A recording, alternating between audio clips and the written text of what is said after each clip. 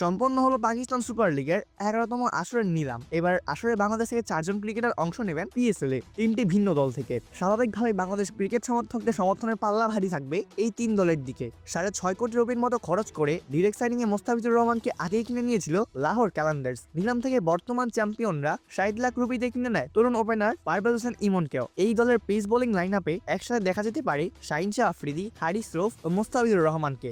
এদিকে পেশোয়ার জালমি এই বছর আবারও দলে নিয়েছে নাহিদ রানাকে, এবার 60 লাখ রুপিতে। গত বছর তাকে দলে নিল কোনো match খেলায়নি Peshawar.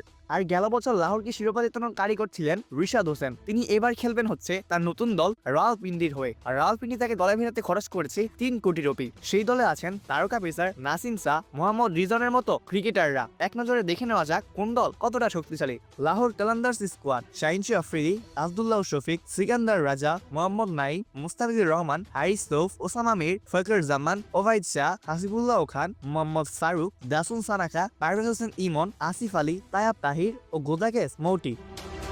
Peshawar Zalmi squad: Babar Azam, Sufiyan Muqeem, Abdul Samad, Ali Raza, Aaron Hardie, Aamer Jamal, Mohammad Haris, Khalid Usman, Abdullah Subhan, James Prince, Michael Bracewell, Kusal Mendis, Iftikhar Ahmed, Nahid Rana ও Mirza Tahir Baig. Rawalpindi squad: Mohammad Rizwan, Sam Billings, Zaman Khan, Yasir Khan, Naseem Shah, Rishad Hossain, Daryl Mitchell, Mohammad Amir, Abdullah Fazal, Emad Butt, Dian Forrester, Laurie Evans, Asif Afridi, Kamran Ghulam, Fawad Ali, Mohammad Amir Khan ও শাহজাইদ খান।